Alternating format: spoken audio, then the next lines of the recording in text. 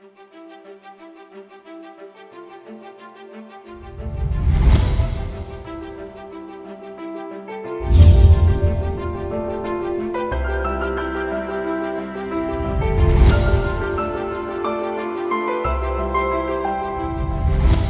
noches, muy buenas noches, bienvenidos, bienvenidas. ¿De qué se trata el programa de este sábado? Bueno, de pasar balance a la economía, al comportamiento de la economía dominicana, sus indicadores y sobre todo algo que yo sé que a ustedes y a mí pues nos preocupa mucho, las perspectivas de nuestra economía, hacia dónde va nuestra economía también que se ha aportado en los últimos años, hacia dónde va la economía en el año 2018 que ya llega. Muy buenas noches, Pavel Isa Contreras. Buenas noches, Pablo. Buenas noches, don Ernesto Selman. Ellos son jóvenes, pero no se equivoquen. Su juventud no significa que no haya muchísima experiencia. Además de todo, hace 20 años en este país. Uno se ha ido dando cuenta de eso. ¿Cómo están ustedes?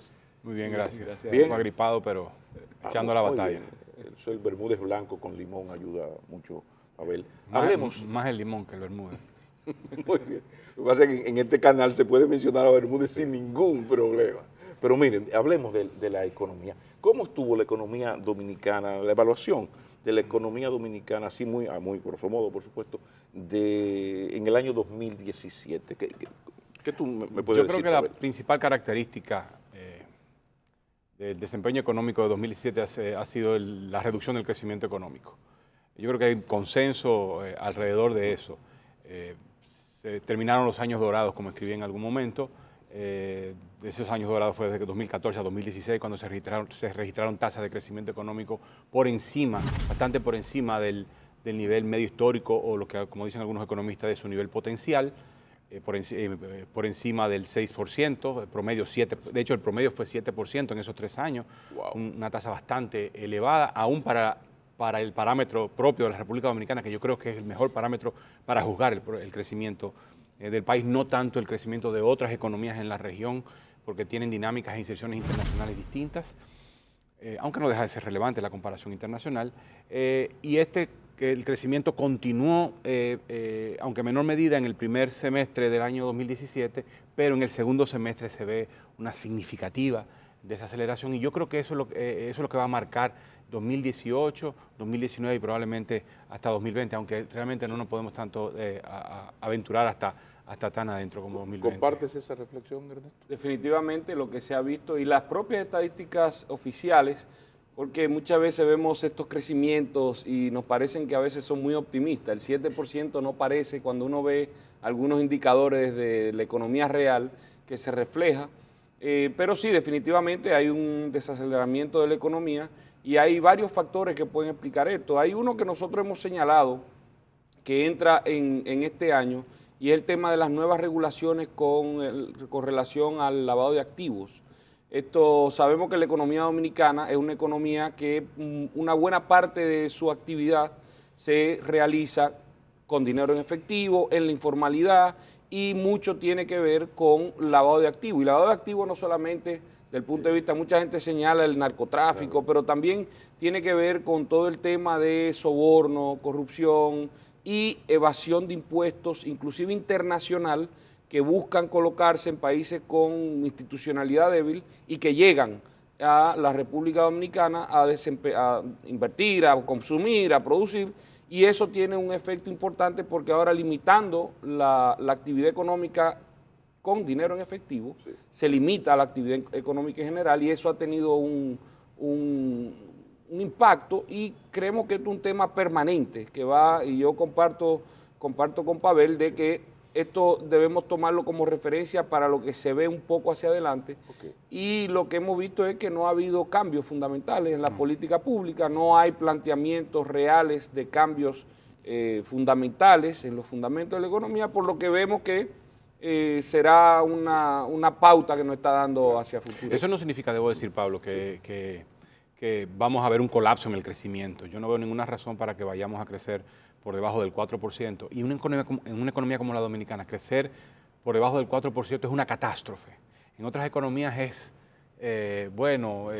hasta un crecimiento razonable. Siempre promedio. estamos compitiendo con Panamá en segundo lugar en la liga. Son economías de muy alto crecimiento, estas dos, pero crecer por debajo de 4 sería catastrófico. Yo no veo razones para... ¿Pero por qué eso? O sea, ¿por qué en el porque caso dominicano porque necesitamos crecer a una tasa por encima del 5%, por encima del 4.5% para poder tener algún tipo de impacto social, para lograr algún tipo de reducción en el nivel de desempleo o para ver reducciones en la pobreza? Ahí va, te la tenía guardada, porque tú escribiste lo de los años dorados, estos 3 años magníficos.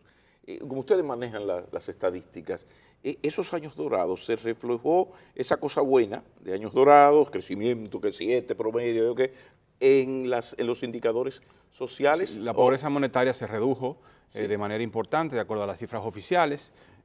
Fue sorprendente, yo creo que yo también me sorprendí, hasta muchas veces cuestioné las cifras, digo, ¿cómo es posible que hayamos tenido un nivel de reducción de la pobreza de este tipo? Yo creo que también los colegas que estiman estas cifras se sorprendieron y lo han confesado, dijeron, pero parece que son consistentes, se reduce la pobreza monetaria. Claro, no debemos llevar el argumento de reducción de la pobreza demasiado lejos. Lo que eso está indicando es que había un porcentaje de personas que vivía con un ingreso por debajo del nivel de pobreza y ahora tiene un ingreso superior a ese nivel. Eso no significa que en lo fundamental sus condiciones de vida hayan cambiado. Habría que ver cuán lejos llegaron por encima del nivel de la pobreza. Y el concepto de vulnerabilidad, la gente que pasó de pobre disque a clase media, porque bueno, le entraron 5.000, 8.000 pesos más, pero bueno, ¿en qué momento, qué tan vulnerable es esa condición de clase media? Sí, hay unos estudios del Banco Mundial que salieron recientemente que reflejan que en base a las estadísticas oficiales de crecimiento, la República Dominicana es uno de los países que menos refleja mejor calidad de vida en base a ese crecimiento. Y que esto es un poco técnico, pero por cada punto porcentual del crecimiento de la economía dominicana no se ve igual que en Latinoamérica la mejoría en la calidad de vida. Y además, que voy donde tú preguntabas, el tema de la vulnerabilidad y cómo no se siguió incrementando en esa escalera de subir socioeconómicamente, digamos. República Dominicana no reflejó mucho este tema y muchos quedaron en un área vulnerable, en el sentido de que cualquier inconveniente económico, etcétera, podrían de nuevo caer a una calidad de vida menor, y eso es un tema que debemos ver porque aquí yo creo que viene mucho el tema de los fundamentos de la economía, en base a qué estamos creciendo. Hay sectores que muestran crecimiento importante en la economía dominicana y es positivo. El tema, por ejemplo, del turismo, luego de la primavera árabe, los temas del ataque terrorista en Europa, etcétera. Hay un desvío de turistas hacia nuestro país por parte de los turoperadores. Eso ha sido muy positivo. Los cruceros que llegan por la zona norte ha sido muy positivo. Ahí vemos cómo las exportaciones mineras ha sido positivo. Vemos que todavía se mantienen llegando las remesas, siguen incrementándose.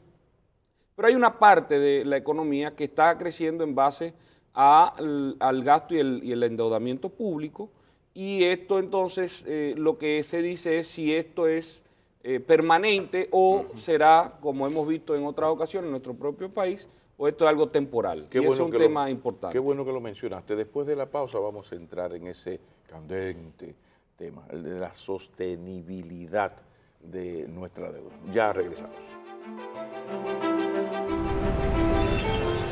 135.000 millones de pesos. Por primera vez en mucho tiempo este país va a pagar más en intereses de lo que paga en capital.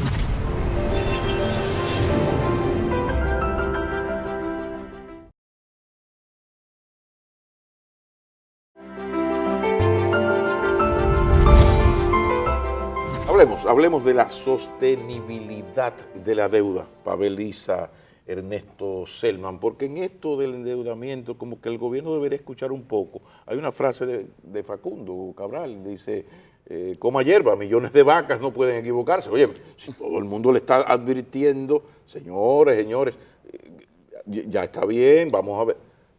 Hábleme un poco de qué tan sostenible o no, qué tan endeudados o no, qué tan peligroso o no es nuestro actual nivel de endeudamiento. Bueno, yo creo que aquí hay un tema que debemos reflexionar y son las tendencias. Porque el tema del endeudamiento, fíjese, mientras el mercado y los que están dispuestos a prestar siguen prestando, muchas personas no se preocupan del tema. El tema es si eso te lleva a una zona donde, y la insostenibilidad, cuando se habla de insostenibilidad, es el potencial de que en algún momento en el tiempo tú no puedas servir tu deuda. Y lo otro es cuánto te cuesta eso.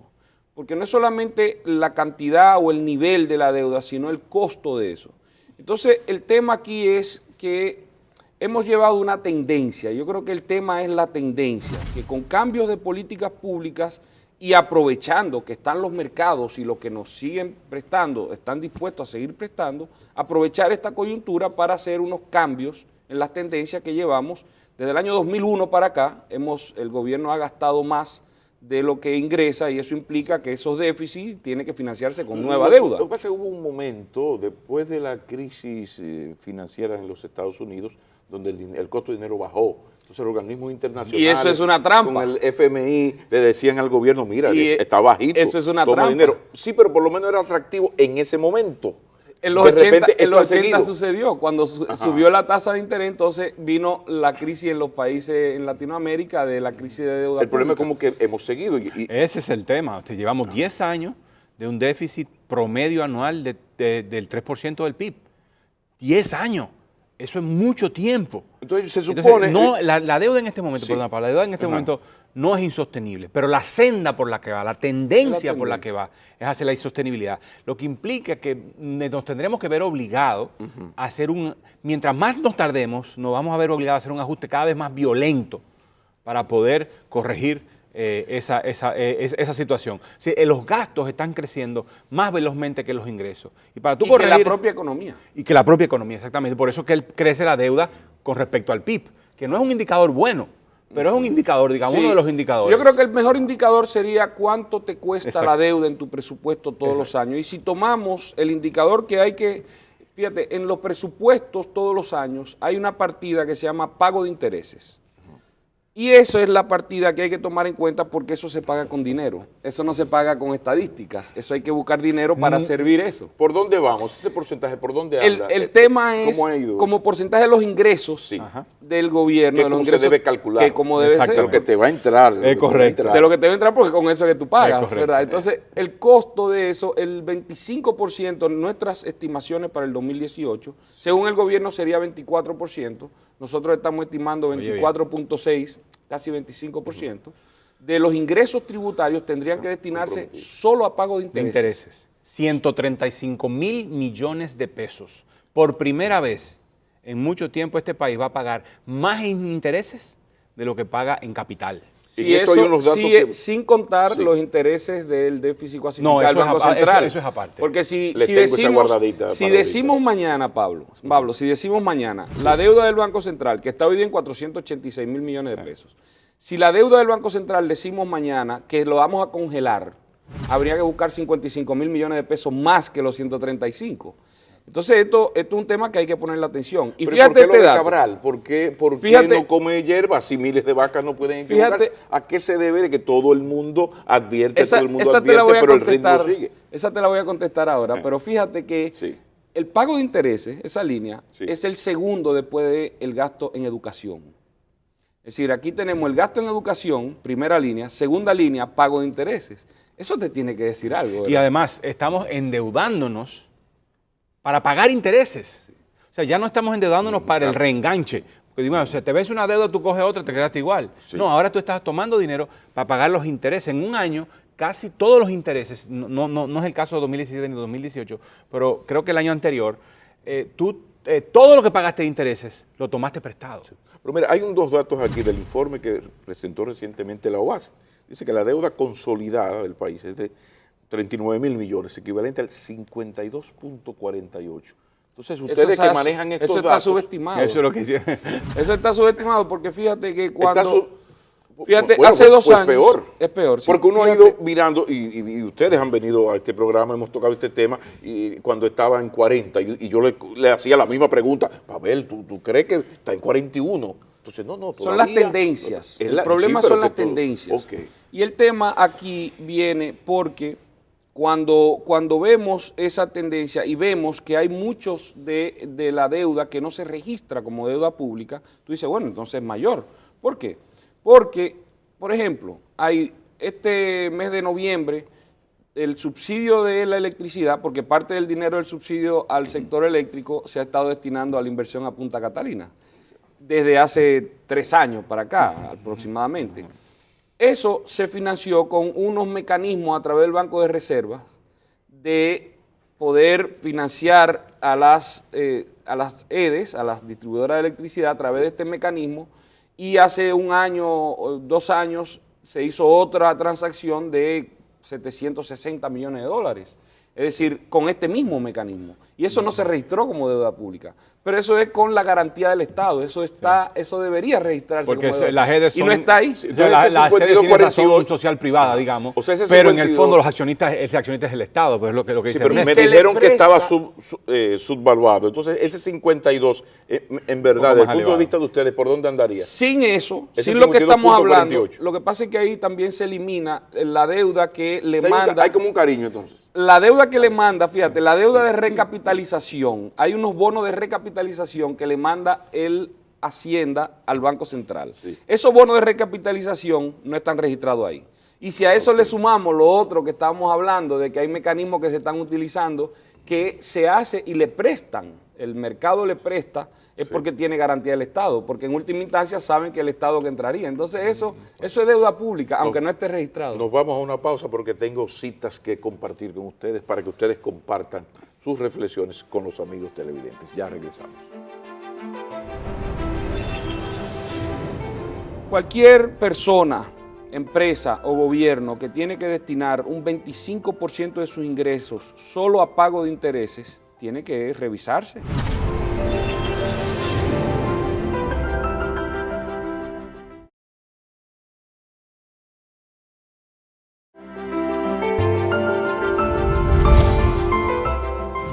Abel Isa Contreras, Ernesto Selman. Voy contigo, Ernesto. Aquí yo tengo una cita, una información de la Organización para la Cooperación y el Desarrollo Económico, la reconocida OCDE. Esa institución mejoró la clasificación de riesgo para República Dominicana, pasando de 5 a 4, reduciendo así las primas y tasas a pagar por las nuevas contrataciones de préstamos con agencias de crédito a la exportación, y por ahí sigue. Pero si eso es poco, tengo aquí también la información de que el BID, el Banco Interamericano de Desarrollo, acaba de aprobar la estrategia País a República Dominicana para el periodo 2017-2020 por un monto de 1.950 millones de dólares. Entonces, no estoy entendiendo. Yo soy de Baní, llévame al paso. Fíjate, pero estoy entendiendo. muy sencillo. Explíquenmelo despacio, Es muy por sencillo favor. porque yo he estado en esos zapatos. Estos son organismos multilaterales. ¿Quiénes son los dueños y los que dirigen estos organismos multilaterales? Son los propios gobiernos. Y los representantes dueños, cuando se reúnen en las asambleas generales, yo representé al gobierno dominicano ante el BID entre el 96 y 2000, y uno conoce un poquito cómo se manejan estas cosas. Sí, yo Pero fui... recién terminada la maestría, pues tú eres un muchachito. Sí, sí. Fue que terminó la maestría, Sí. arrancó para allá. Pero el tema es que estos son mecanismos que hay que tomarlo con pinzas, porque son mecanismos, los organismos multilaterales son mecanismos políticos. Vámonos a lo que dice el mercado, digamos las calificadoras de riesgo. No, ya eso lo sabemos, lo de las calificaciones, a lo que me No, llama pero la es atención, importante. que la OCDE Sí, pero y el el- BID, que uno le pero, presume Pablo, buena intención, porque pero hacen de- esto, de las entonces, intenciones- por favor. de las intenciones- explique que no estoy entendiendo. De yo las soy de Baní. intenciones se llega Por al favor. infierno, tenga cuidado. Por favor. Mire, el tema con esto es que los organismos multilaterales hay que tomarlo con pinza lo que dicen y lo que recomiendan. Porque la recomendación de endeudamiento del periodo que hemos estado hablando, quienes recomiendan el endeudamiento a la República Dominicana fueron los organismos multilaterales. Pero también fue un endeudamiento de corto plazo. no era una continuada retaíla de endeudamiento. Y bajo la sombrilla del Fondo Monetario Internacional, mucho cuidado con lo que recomiendan los organismos multilaterales. Sí, pero ¿cómo explicar que en este contexto haya esta aprobación, este saludo, esta reducción? Sí. Ahora, yo quiero referirme a lo que está diciendo en el mercado. Ciertamente la República Dominicana tiene los mercados abiertos y como tenemos una zona, una región un poco convulsionada con Venezuela, Argentina, etcétera, que ha estado un poco inestable en términos económicos, la República Dominicana todavía tiene los mercados abiertos. Ahora bien, las calificadoras de riesgo que no tienen que ver con organismos multilaterales nos califican igual que Serbia, igual que Bolivia, porque aquí hablamos mucho de que nosotros, el gran paraíso del destino de inversión, etc. ¿Cuáles calificadoras, por ejemplo? Fitch Ratings, Moody's, nos califican igual que Serbia y que Bolivia. Entonces, pongamos esto en contexto. Y que muchos países, Camerún, africanos. Entonces, nosotros no estamos en una calificación, nosotros estamos 3 peldaños debajo de grado de inversión, lo que quiere decir que nuestros bonos son especulativos, como se califican. Pero acabamos de colocar a una tasa inferior al promedio de la región y sobre todo a la más histórica, a la más baja en la historia económica dominicana. Porque estamos en una región muy difícil. Muy Entonces, difícil. Que la República Dominicana no esté en esa situación hace que sea, de alguna manera, un destino relativamente atractivo para colocar la plata. Todavía la situación de la deuda no es insostenible en lo inmediato, aunque va caminando en una senda de insostenibilidad. Sí, yo acabo de decir pero 53 y ustedes me dijeron que está subvaluada. Sí. Y el 24 está comprometido. No, cuando tú destinas... No estoy entendiendo. Estás destinando 45 de cada 100 pesos que recauda a pagar deuda. Eso es imposible de sostener por mucho más tiempo. Pero la OCDE y el BID no son países amigos, no son instituciones amigas del país para decirle, mira mi hijo. Todos los años, el BID, todos los años no, cada cierto para todos los países aprueba un plan de país. Esto era lo esperable, que aprobara un plan de país y se lo va a aprobar a Nicaragua y se lo va a aprobar a Bolivia y se lo va a aprobar a El Salvador, a todos los países. O sea, para mí no es una noticia nueva. Mira, yo te voy, recientemente, hace un par de días también, salió otra noticia desde los mercados financieros donde decía que la República Dominicana se ve muy atractiva porque las tasas de rendimiento de intereses internas en papeles internos, en moneda local, es muy buena. De 9% hablaban, en pesos dominicanos. Y eso era básicamente incentivando a la inversión de los flujos de capitales hacia República Dominicana. Ahora eso hay que tomarlo con pinzas, porque nuestro país y la región y Argentina recientemente, cuando estos flujos de capitales le llaman capitales golondrinos, que van a invertir en bonos y en acciones, no inversión extranjera directa, cuando se ve muy bueno el rendimiento, entran, porque para aprovecharse en el momento de ese rendimiento alto. Pero ese rendimiento alto te está diciendo que hay cuestiones internas que hay que revisar, básicamente. Pero cuando vienen y hay un cambio de expectativas o hay alguna incertidumbre alrededor de algo en esa economía, esos flujos de capitales o esos capitales golondrinos salen volando. Entonces tienen que convertir esos bonos a dólares y sacarlo del país. Eso le pasó a Argentina y le llamaron los buitres, los fondos buitres. Cuando llegó el momento que le cambió, no le gustó un poco lo que veían, tomaron su dinero, cambiaron a dólares y salieron. Hay que tener mucho cuidado con estos temas porque lo que queremos son inversiones de larga duración, que generen empleo, que generen riqueza. Y para eso tú tienes que crear una condición interna en la economía que atraiga la inversión extranjera. E institucionales. Y el tema institucional que es clave. Sí, pero sigo sin entender, llévenme despacio, que ustedes son demasiado brillantes, y yo, porque ahora, miren lo que yo le voy a presentar a ustedes, por ejemplo, esto lo dice el Ministerio de Economía. Dominicana exhibe crecimiento económico envidiable para cualquier país de la región de América Latina y el Caribe, con una proyección de cerca del 5% de su PIB para el cierre de este año. Estabilidad en todos los indicadores macroeconómicos y por esa razón, dice el Ministerio, asegura que no hay en el horizonte motivos de preocupación por nuestra deuda. Palabras yo creo que la primera parte está bien. Yo te lo dijeron, la primera parte. Sí, el crecimiento ha estado bastante bien. No hay en el horizonte, no hay motivos para la preocupación por la deuda, dice el ministerio. Ahí yo sí difiero, porque cuando tú presentas... Pero eso es el ministro es Isidro Santana. Bueno, Está bien, intelectual de la economía. Estamos interactuando con el ministerio, no con la persona. Juan Bosch me enseñó, una vez me comentó en casa de mi padre, me dijo, Sí. ¿quién lo dice, por qué lo dice y en qué se fundamenta para decirlo? Es muy importante esas preguntas. Fundamental. Claro, tienen que proyectar, de alguna manera, su misión, uno podría decir, es proyectar calma y optimismo.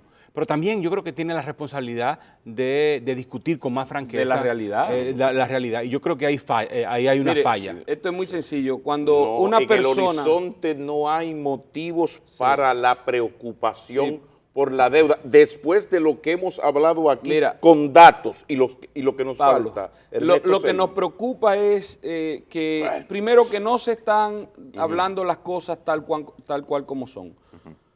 Cualquier persona, empresa o gobierno que tiene que destinar un 25% de sus ingresos solo a pago de intereses, tiene que revisarse. Y cualquier, y cualquier persona que se endeude para pagar intereses tiene que revisar su estrategia. Entonces, pero que eso lo afirma un ministro que no es un ignorante politiquero que pusieron ahí porque es miembro del comité central, qué sé yo, sino una persona que uno le tiene un respeto profesional, intelectual, como Isidoro Santana, me pone a mí personalmente en una situación difícil, pues yo creo y confío mucho en los análisis de ustedes, pero no hay en el horizonte, eso está medio poético, en el horizonte no hay motivos de gran preocupación por la deuda de la República Dominicana. No. Bueno, respetuosamente diferimos. Sí, claro. Ahora, ustedes dos tienen problemas con el viceministro Iván Rodríguez. Porque los golpeos... Mi amigo. Sí, claro. No, mi amigo. No parece. Porque sí, claro. Dice que es un mito lo de que el crecimiento económico en Dominicana está determinado por su nivel de endeudamiento. Puro desconocimiento. Óyeme, qué duro. Puro desconocimiento de los fundamentos elementales de la teoría macroeconómica. Está engadejo, está echando vaina. Exceso de entusiasmo. Tú tienes decenas de países con bajísimos niveles de crecimiento y altísimos niveles de endeudamiento. Yo pensé en ustedes dos, digo, pero Iván es amigo de... ¿Y por qué le dice eso? Eso es mucho entusiasmo en el discurso, en el rol que está jugando. No. Y es extraño porque Iván viene de un partido de oposición, del PRD, ¿verdad? Entonces, que asuma este tipo de discurso también llama más la atención. Sí. Pero perdón. Adelante. No, yo iba a decir también que hay que, de nuevo, hay que ver cuál es la motivación de esas declaraciones. Y, de nuevo, sí hay mecanismos de cómo cambiar esa realidad.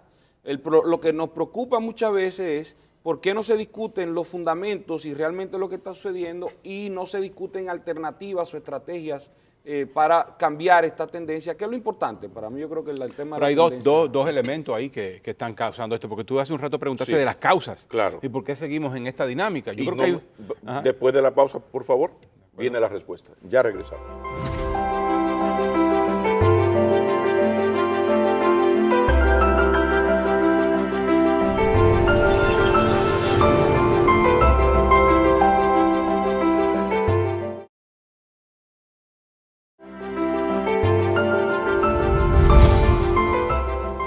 Continuamos y debo insistir las razones, los porqués, las causas de que esto no se corrija y de que sigamos así en un estado donde hay tan buenos economistas y mejores asesores. Por el costo político y económico que tendría que ser el ajuste.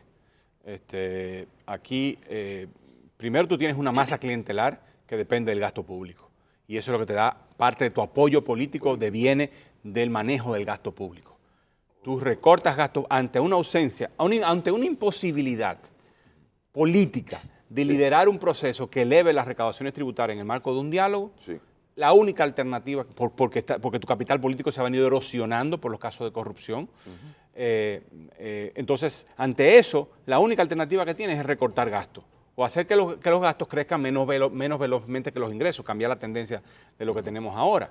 Pero para hacer eso, entonces tú tendrías que sacrificar los recursos que tú estás manejando para mantener esa clientela política. Por encima de eso tú tienes subsidio eléctrico, más Punta Catalina, tú tienes el 4% para educación, tú tienes que pagar la deuda. Cuando tú sumas todo eso, la única forma para tú financiar todo eso es seguirte endeudando. Entonces, Sí, estamos hablando de que aquí hay hasta también que esto no explote, un problema. es imposible que haya una corrección por lo que acaba de explicar Pavel. O sea, Yo creo que no hay remedio. Yo creo que hay un problema de visión y de voluntad política también. A ver. Yo creo que el gobierno ha cometido un error en el sentido de que ha dependido de la estrategia de endeudamiento y no utilizó esto como un mecanismo temporal para hacer los cambios de políticas públicas y corregir esas tendencias.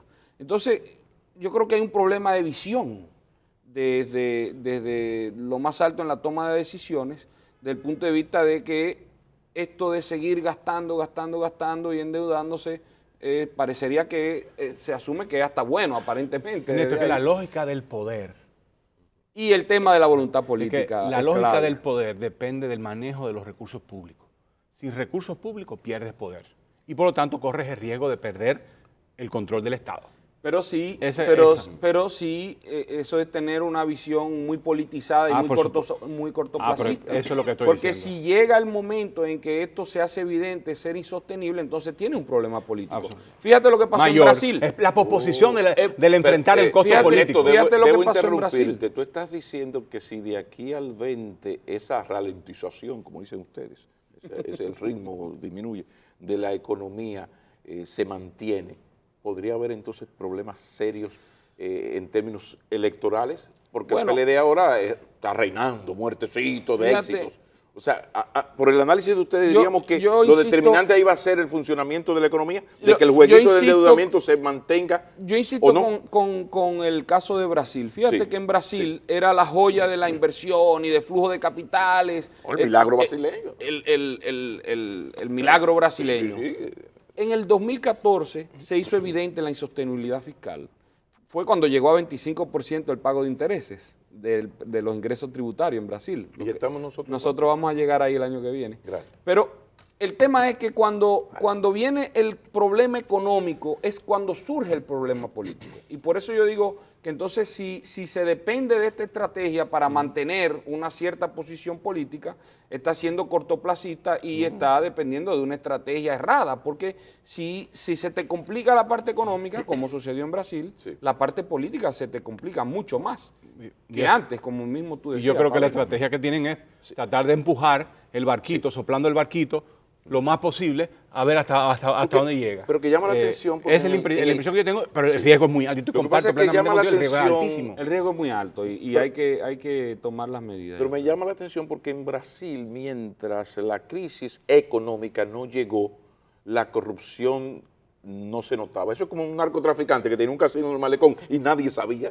que era dueño de un casino en el malecón porque este Pero- país es pero así. Entonces, Aquí no es solo aquí- deuda pública, aquí, también se ha perdóname, incentivado la deuda privada desde sí, pero las autoridades termino la monetarias. reflexión para que me respondan. Entonces, en el caso dominicano, uno ve que gracias a Odebrecht, escándalo OISOE, todas estas barbaridades impunes, casi todas, aún con la marcha de la economía, bien, porque hay un temor, pero en la realidad hay una estabilidad macroeconómica, ya el elemento corrupción y protesta social apareció, no como la oposición Bueno, quisiera. ¿Hasta qué punto es peligroso Lo que para el sucedió- momento en que baje el claro, ritmo de la economía? es lo que por favor. por donde tú vas. Lo que Sí, sucedió en Brasil sí. fue eso mismo, es decir, la población se hizo, el problema de la insostenibilidad fiscal se hizo evidente, vino los problemas económicos y la gente básicamente lo que dijo es, pero ven acá, a mí me estaban pintando el mejor país del mundo, donde venían las inversiones, donde nos prestaban y donde todo estaba supuestamente bien. Y ahí entonces es que se le pasa factura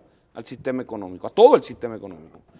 Tuvieron la ventaja de que hubo unos jueces y un sistema judicial que se portó de manera institucional, de manera de separación de los intereses políticos y económicos de de los intereses más sanos, digamos. Hasta ahora Sí, sí. hemos visto que eso ha tomado un camino saludable desde el punto de vista institucional en Brasil. Esperemos que eso se mantenga ya, pero es un tema muy importante lo que tú señalas. Y peligroso. Que por Se cierto, pasa factura. Cuando hay problema económico, se empiezan a salir las facturas. que por cierto, nos hemos ido muy lejos, ustedes se han ido muy profundamente con el concepto de la desaceleración de la economía, la ralentización de la economía. Eso para Juancito Pérez Vidal, alias Tito, el tigre que va al colmadón a hacer su compra para los muchachos. O sea, ¿cómo se traduce eso? ¿Con qué se come eso de la ralentización de la economía? Por favor, Sí. tradúzcanme Eso eso. significa... El día que llegue, los temores que tenemos aquí, el día que eso llegue, ¿en Pero qué no es se que tiene expresa? que llegar. Hay formas de Pero hacer todo parece- cambios, Ajá, pero eso- cambios de política. Sí, pero se está negado a hacer eso. Pero Entonces vaya, vamos a la también, realidad. algunas de esas políticas Por son favor. también, bueno, ya no hay mucho espacio para, o sea, ya no hay mucho espacio para tú ir contra el ciclo, digamos. Cuando digo contra el ciclo, tratar de empujar el crecimiento. Ya se están agotando, ya el espacio fiscal es muy reducido, no puede utilizar el gasto público de manera mucho más activa para empujar el crecimiento por el problema de deuda. También tienes cierto agotamiento en la política monetaria. Entonces, ya no tienes mucho espacio. De Pero todas para maneras, Juancito Pérez Vidal, ¿qué significa eso? Cuando eso vaya al significa, supermercado? primero, colmador. que tiene menos oportunidades de conseguir un empleo en una empresa formal. Es decir, si antes esta empresa tenía 100 empleados, si el año que viene estaba pensando en contratar 5 o 7 más, ahora va a contratar 1 más o 2 más. Entonces, las oportunidades para él son menores. También, si antes negociaba con celulares y tarjetas y no sé qué, esa demanda va a ser menor. Su mamá, que vende empanadas, probablemente el crecimiento de la venta de empanadas no va a ser tan grande. O sea, todo eso implica restricción a las oportunidades de negocio y de empleo de la gente común. Bueno, justo y como era mi temor, se nos quedaron temas tan fundamentales como lo del pacto fiscal, todo lo que tiene que ver con el pacto fiscal, La con posposición del pacto eléctrico. La posposición. Entonces yo les invito a que terminemos aquí este programa de este sábado y vamos a preparar el programa parte 2, la parte 2 de este programa, pero desde ya Los reiterar, pactos. sí, vamos a hablar de pactos en el programa del próximo sábado y ahora pues despedirles esta parte y por supuesto agradecer a ustedes que una vez más nos han acompañado. Recuerden que inmediatamente este programa termina, ya está a su disposición en nuestro canal de YouTube McKinney en TV. Muy buenas noches, nos vemos el próximo sábado.